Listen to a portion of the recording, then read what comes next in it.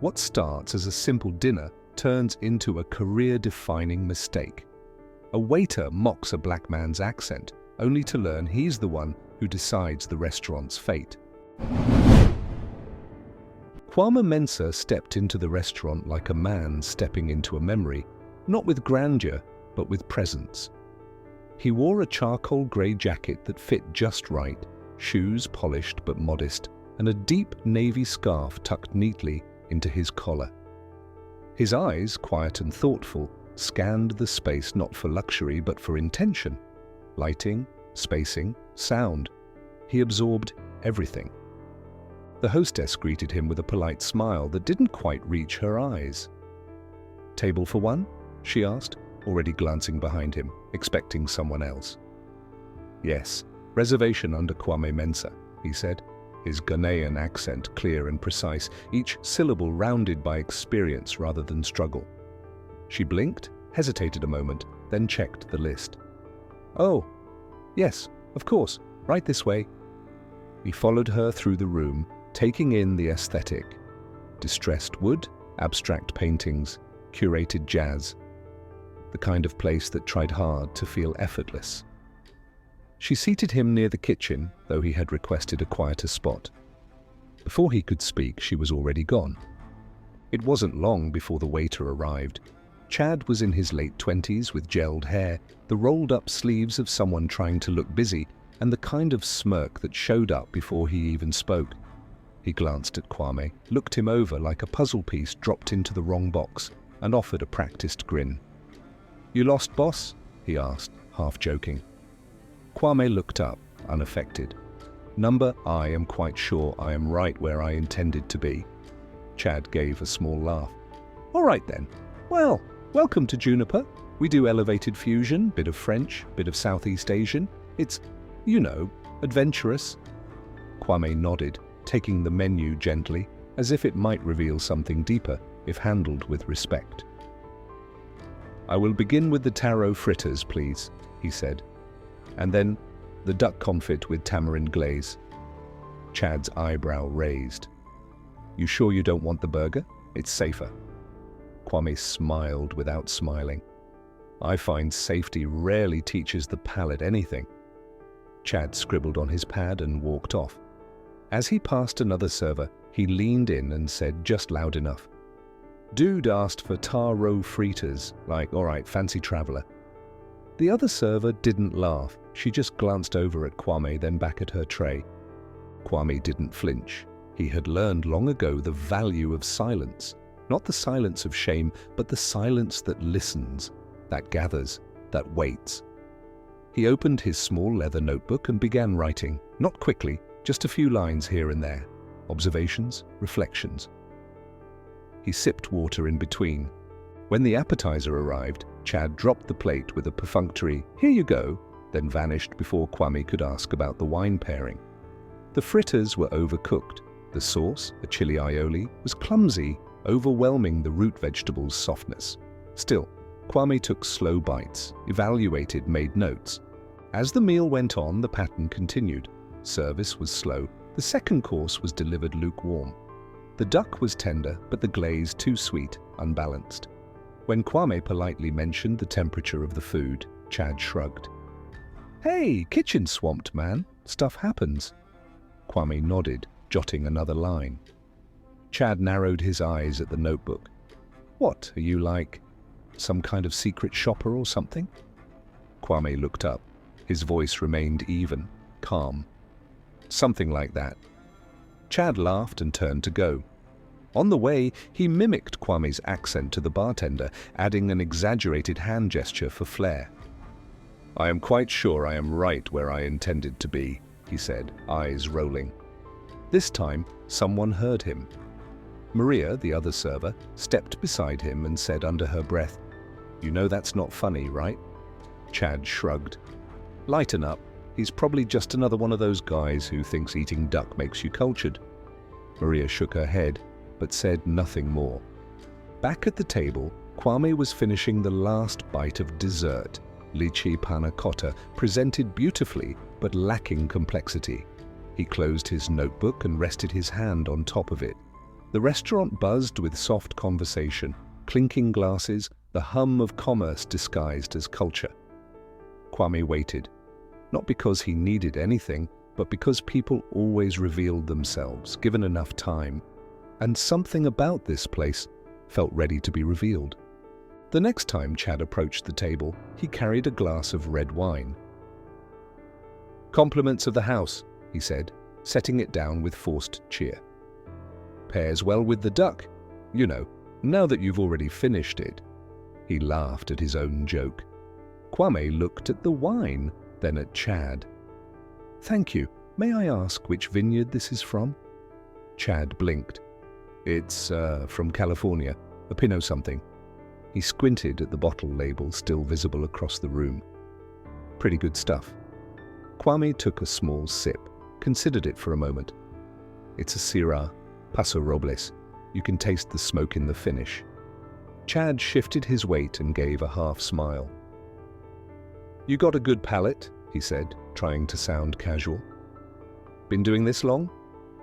Kwame paused before answering.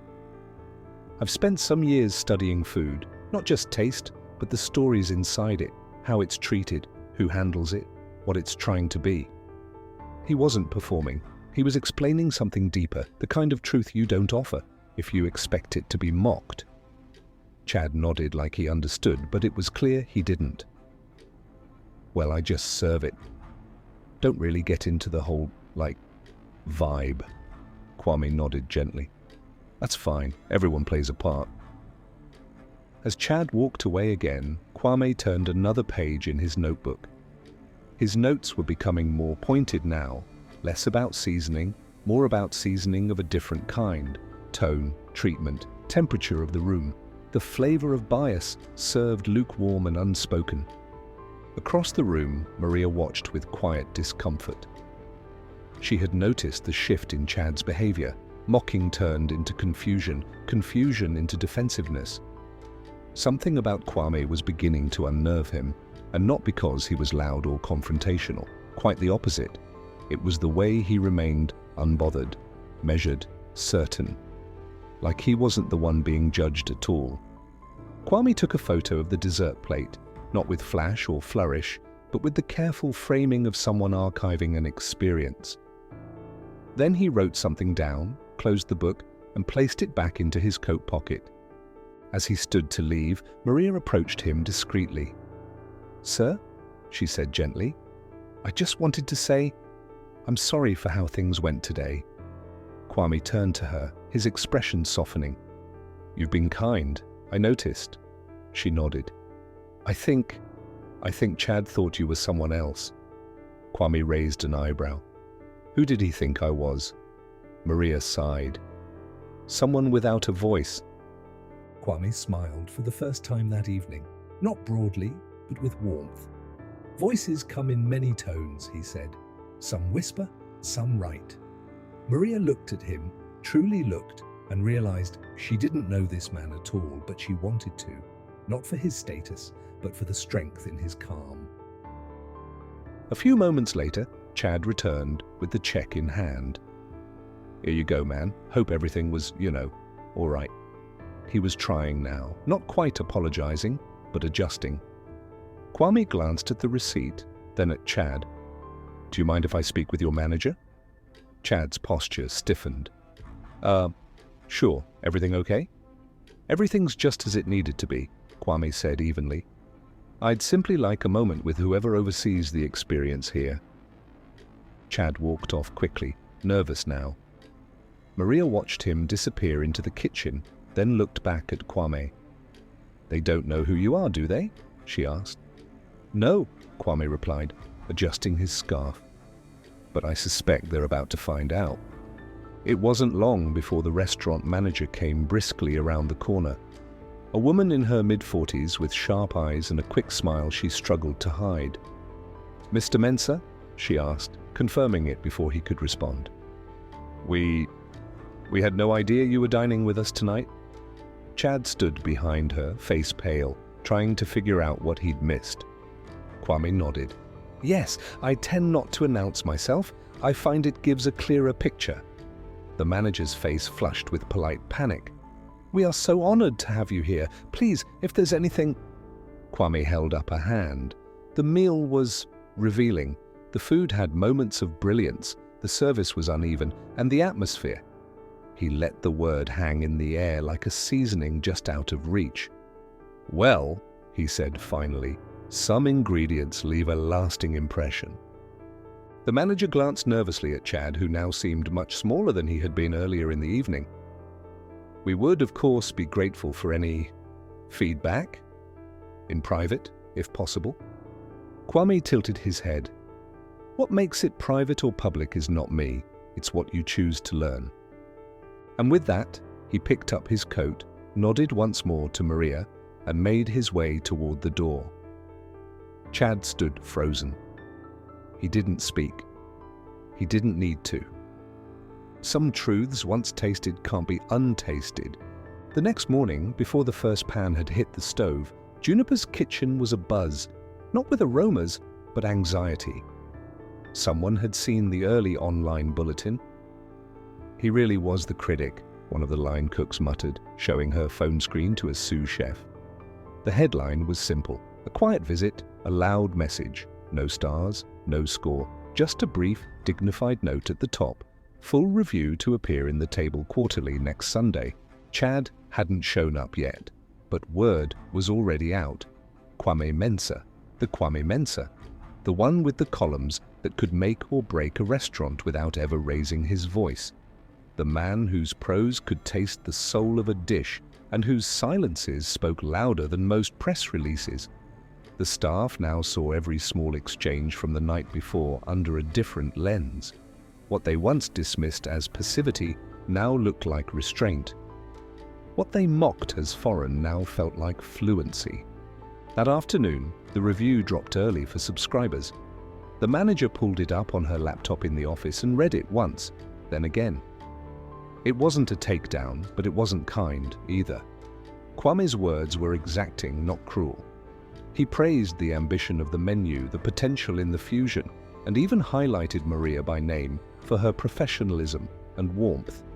But the heart of the review was elsewhere. He wrote, "A meal is not only about what we are served, it is about how we are seen while being served. In Juniper's carefully designed space, there is a fracture between performance and presence. When that fracture widens, no spice can cover the bitterness that seeps through." The line rippled through industry circles like a quiet thunderclap.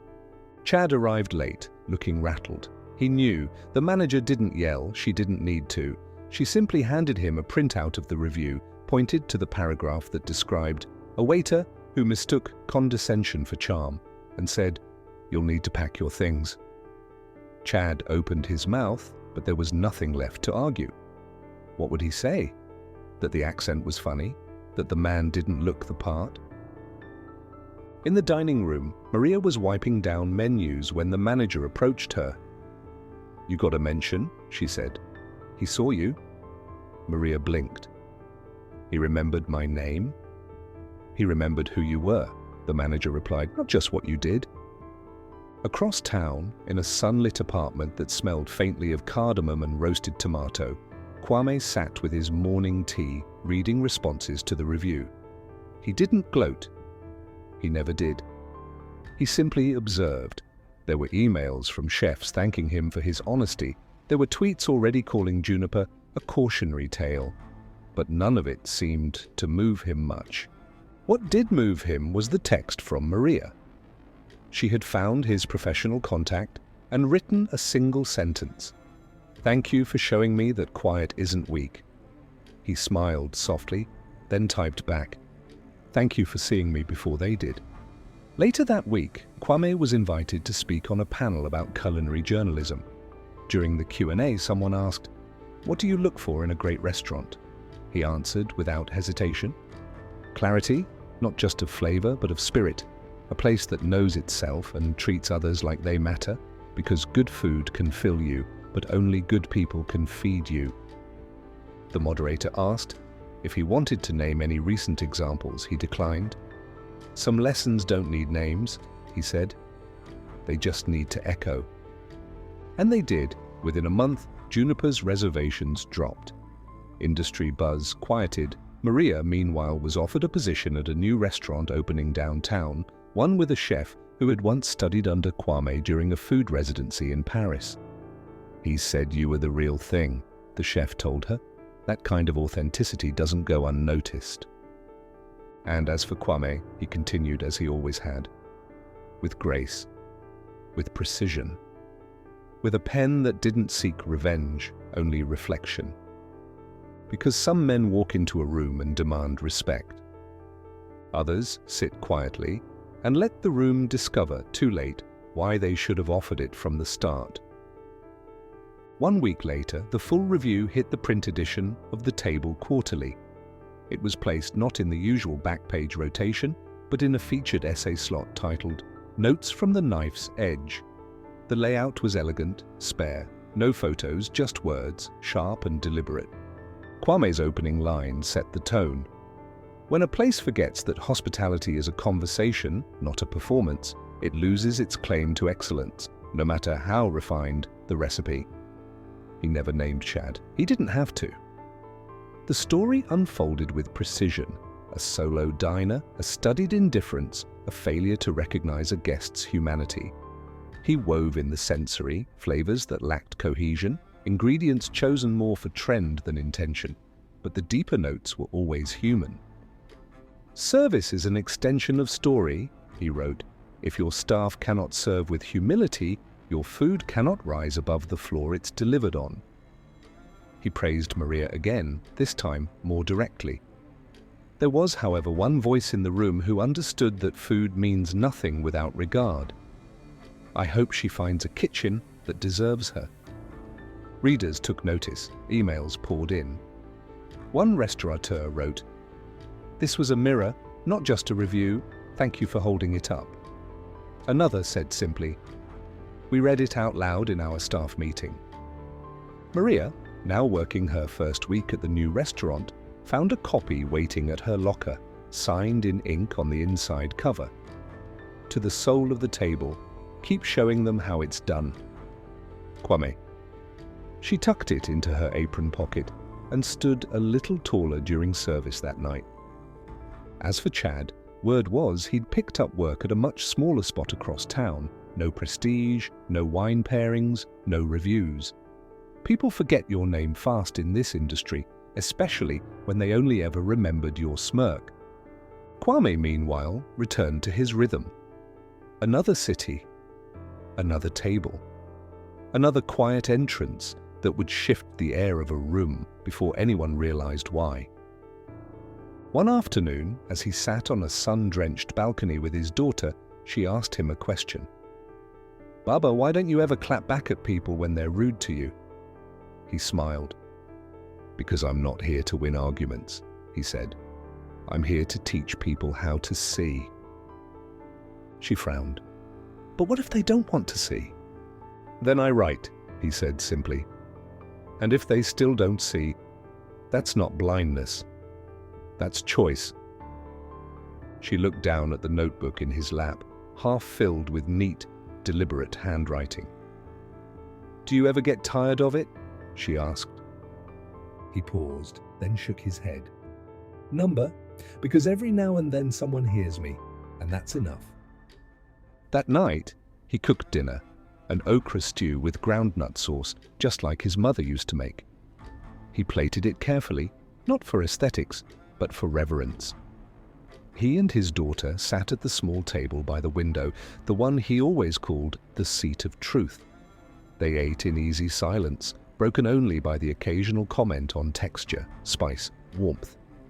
And as the evening sun slipped lower, casting amber light across the table, Kwame looked out at the city and thought of all the places he had walked into quietly, unseen, underestimated, misunderstood, and all the ways he had left a mark, not by volume, but by value. Because sometimes justice doesn't come with fanfare. Sometimes it comes with a pen, with patience, with a steady tone that reminds the world, you don't need to shout to change the temperature in the room. And sometimes the most lasting reviews are the ones people don't forget, not because they were loud, but because they were true.